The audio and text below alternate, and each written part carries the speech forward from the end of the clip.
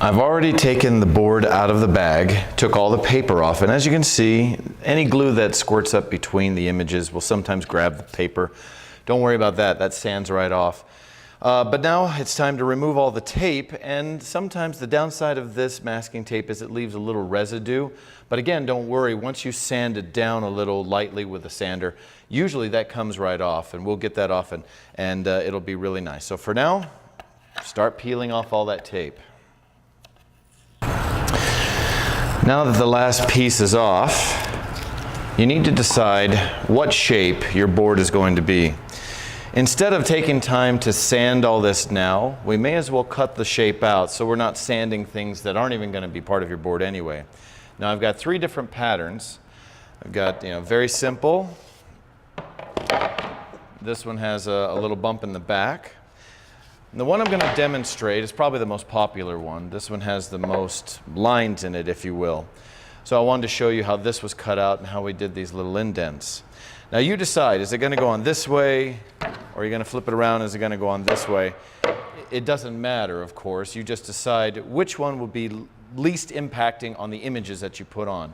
So if I put this on and just have a look, I don't see any of my images that they're going to be sticking out and I'm going to be cutting them off. So simply put it on there as centered as your eyeball can make it. Now be careful, of course, this rocks this way and this way just because of the curve of the board. So try not to let it shift while you trace it. But get it as close as you can. You can shift it a little down or up. It just depends on, again, where your images are. I'm going to decide that's about right. And get it as close to the center as you can. Trace half of it. And then push down the other side and trace the other half.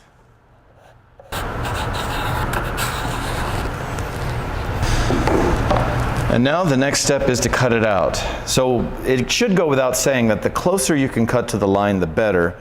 The whole idea, of course, is if you get close enough, then you have less sanding. Because once we're done, it leaves a pretty jagged line. So we're going to have to sand down to the line. So the closer I can get without going over the line, the less I'll have to worry about sanding. Now with something that wobbles like this, you need to raise the guard at least a little bit, because just the fact that it's up high, but not too high. I mean, I'm not going to put it up like that. That's not safe. But simply put the guard about, just above it a little bit. And as I go, I'm going to have the board tilted so that this, where the line is touching the plate, this base, this table, as much as possible. So now we're going to cut.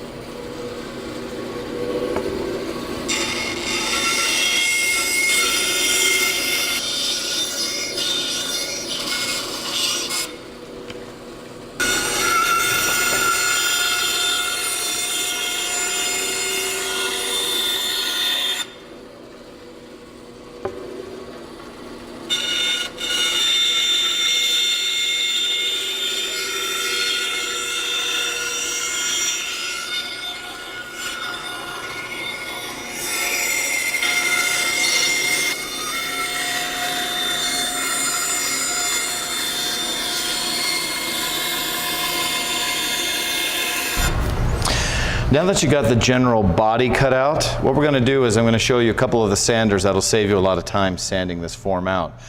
Now this one is the big horizontal belt sander. I only use it for the big outside areas. It obviously can't get in here. Even on the end, it's too big, so we'll use a different one for that. But the body, the outside, most of it will be done on this, or I'm going to show you the disc sander, which will do the same thing.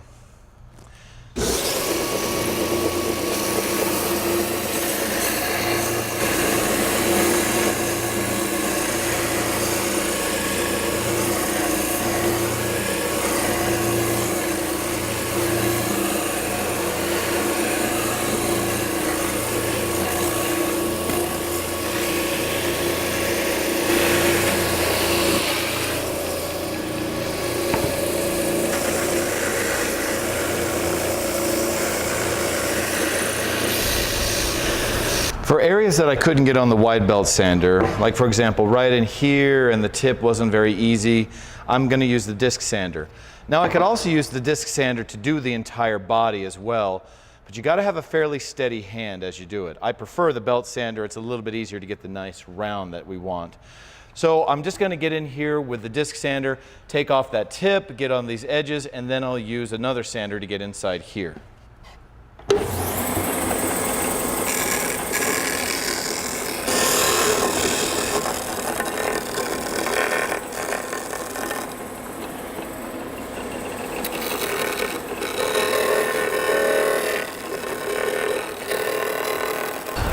The next step is we're going to use this drum sander to get inside these little inside areas. Now the thing to remember with the drum sander, first of all, you want the biggest drum that will match the radius of your cut. If you got a really tiny one in there, then your cut may not be perfectly round. It's going to be indents a lot. Beyond that, if you put it on and notice that the base is kind of worn, then go ahead and put on this little table here. I'm going to use a newer area. It's going to sand better. And then just put it in and take care of the rest of this, and then we can move on from there.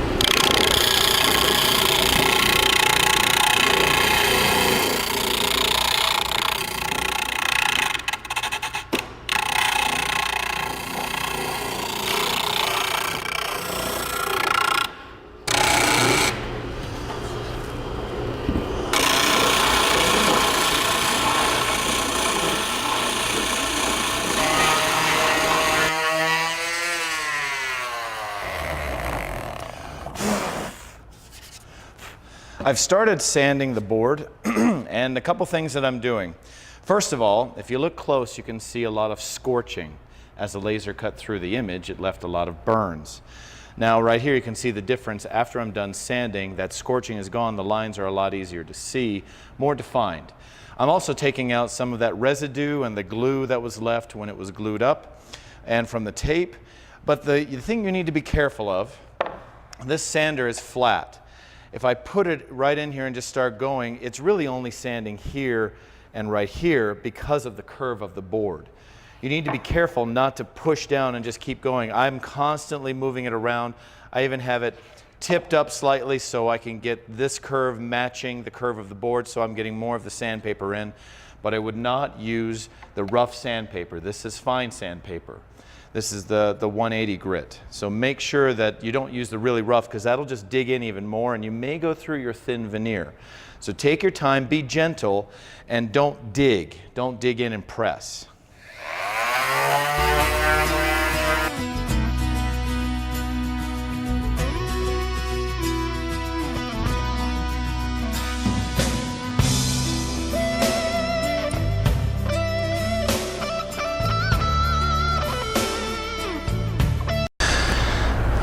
The last part I really need to do to this body is just round this sharp edge, both on the front side and on the back side. And we're going to use this tiny little router that I have set up. It has an 1/8 inch roundover, so it's a tiny little bit. You're not taking off very much. We don't want it super round, just enough so that it's not sharp anymore.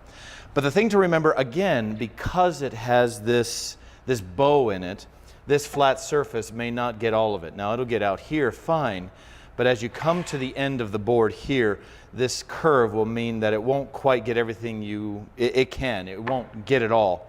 So I have to go back with a hand sander or use my electric again to kind of finish sanding anything that the router doesn't get. So turn it on and go across as best you can following the contour. So I'm actually going to be tilted a bit as I get over to this point. I'm going to be over like this, and then flip over and do it again. But you're going to get a little bit less on this side than the back side.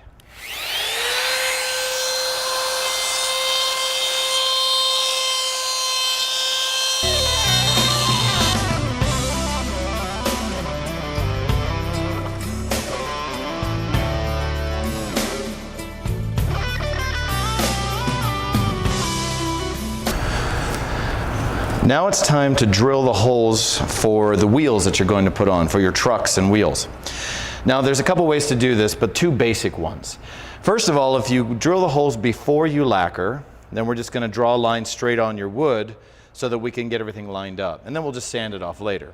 However, if you forget that and lacquer it first, Then what we'll do is we take tape and tape down the center so that you're not drawing on top of your lacquer. You can't erase it. The lacquer needs time to cure, and so we don't want to draw into it.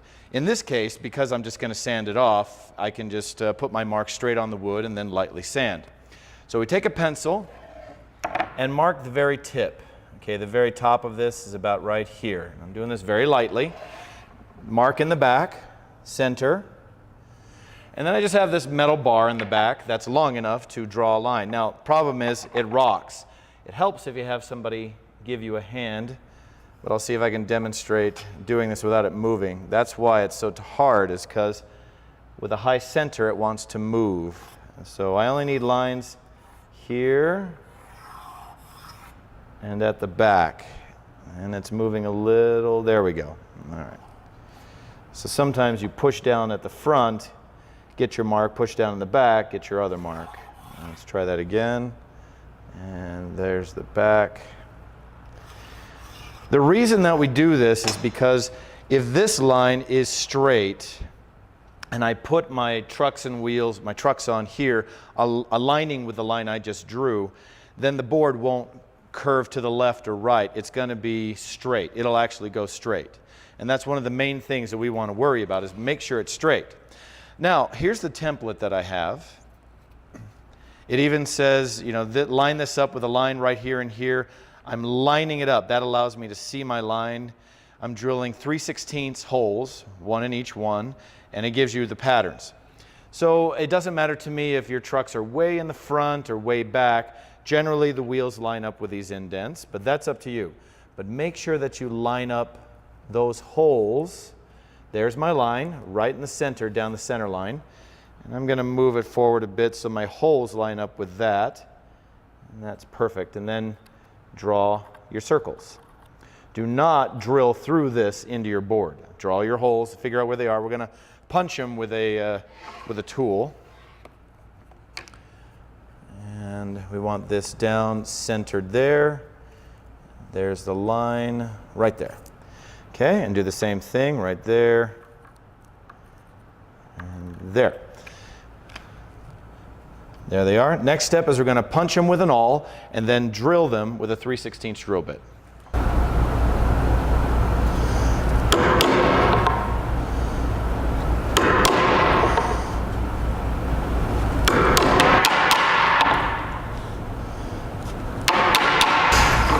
When you're ready to cut your holes, I've now punched each one. Please make sure not to cut into my table. Just have it off the end of the table when you cut. Now, one other thing that I would recommend is when you cut, I would kind of move this around a little to widen the hole just a touch, only because no matter how good you are at keeping them straight, they may not be perfect. So just a little, and I move it around just a bit. And that widens them just enough that the screws seem to slip in better. All right, and we repeat that same thing on the back side.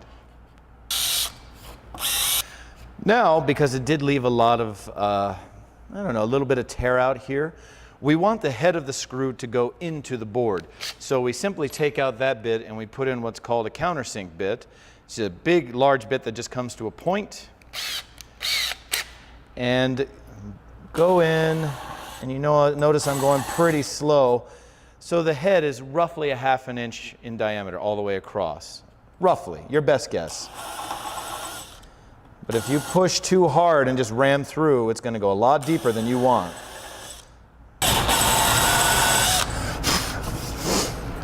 Good, we have all of the countersinks done.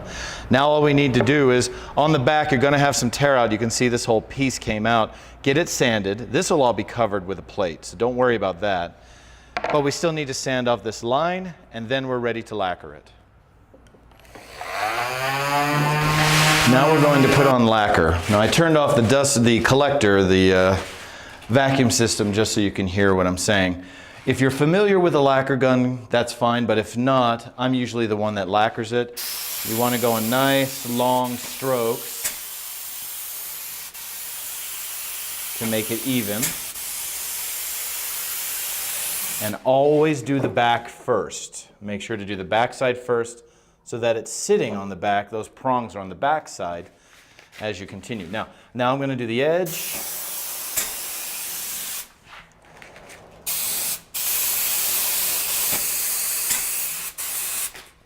That's your first coat of lacquer. And if there's somebody behind you, of course, pick it up and move it out of the way. Otherwise, I'm just going to let it sit. And during the second coat, we'll put on the grit so that you don't need any kind of sandpaper or anything like that, grip tape, under your feet. Now it's time we're going to put on the grip on the top. So I have it in this little container right here. But next thing is we need to spray it, and then I'm going to flip it over and then put this on. So use the same technique. I've already sanded it with a fine sandpaper, made it very smooth, and now just go over it again. We put down a thin coat on the top to make it sticky, and now I just shake this on like a salt shaker. Now I'm dipping low so that I can see in the reflection of the light that it's even and I covered all the surfaces. Because looking straight down on it, this crushed glass, you can't see it, which is also a benefit because it makes everything else show up real nice. Now I seal it in with another coat on top.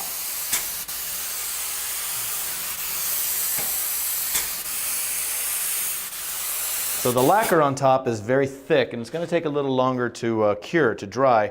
So give it a few more minutes, and then we'll put on the trucks. The last thing we need to do is put on the trucks and the wheels, and that's 2 different steps. So the first thing we need to do is get the wheels ready. Generally, when I purchase them from Amazon, they'll come without any bearings in them, and I assume that's how they usually are sold. So you grab all the bearings, and you need to push them into the wheel. Now, it's really difficult to do it by hand. I could probably get my thumb and just shove, but that starts to hurt after a while. So I recommend, I have this tool that really helps as we screw in everything is the right size. But I also found if you put it right on top of the bearing and push, that shoves it down in really nice. Yeah, it pushes in your hand a little, but it's a lot easier than using your thumb. And put one on the other side, put it right in the center and push. I could also do this with a chunk of wood, whatever you got. Go ahead and just shove that right down, and so now all the bearings are in the wheels. Now, here's the board. The screws, of course, go on top, but there's a plate down here. It stabilizes it and keeps the pressure from ripping out the screws. That's going to go on next, and then the truck. Now, when you put these on, the bolt and nut right here have to face in towards each other, towards the center, so that they'll tilt correctly when you want to turn. So we take the board, and I put it on its side. For now, I'll put it straight up so I can put the screws in. Each one of these comes with a locking nut. Don't lose them. I do not have extras. If you lose any of these parts, I can't replace them. They come as a kit, and they don't come with extra parts. So you put these in nice, and they are fairly tight.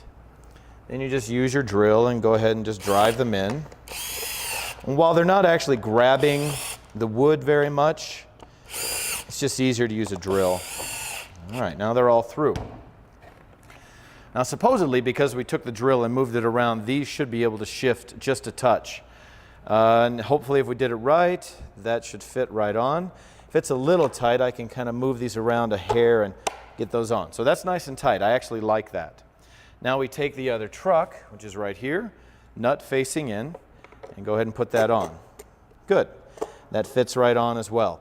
Again, if this doesn't fit, if any one of these don't fit, pull the screw out, take the drill bit, and just ream it out a little bit to make it a slightly bigger. Whatever it takes, you've got to get these on. Then just screw these on by hand. You won't be able to tighten them because they're locking nuts. And they have a nylon washer in there that cuts in and keeps them, prevents them from loosening up later. And get that put on like so. Okay. So we have 3 different sizes. It's the smallest one. You're going to put this on top and then drill it in from the other side. So if I turn the board so that you can see what I'm doing, just like that. We lock that in and just tighten the screw. Once you hear it click a couple of times, you know you're good. And also I'm looking for any gap between the plate and the board. That has to completely go away so there's no give. And then last one. Good. If everything went well, the heads of the screws should be sunk into your board. Again, if they are sticking out, it just means your countersink wasn't big enough. Pull it out, re-drill, put it back in, and that's fine.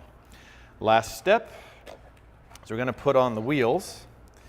So remove these nuts that have locking washers as well, and one of the washers. There should be 2 washers on each, one for each side of the wheel. Pull that off. Put them on so that the words are outward so you can see it. And then put the washer on and put the nut on.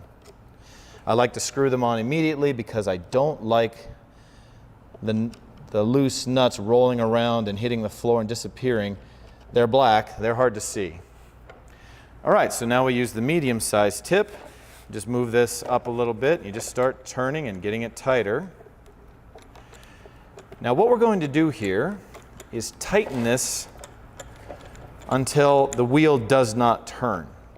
The idea is we're forcing those washers in really tight. They're not gonna bottom out anymore. They're as far as they can go. So right now the wheel doesn't turn.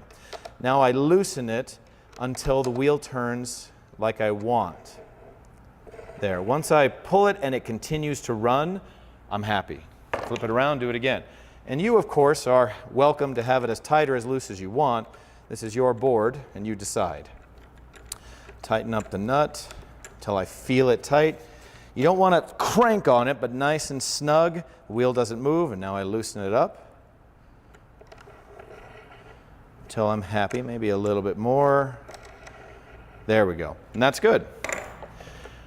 Your board is now complete. Test it out and see how you like it.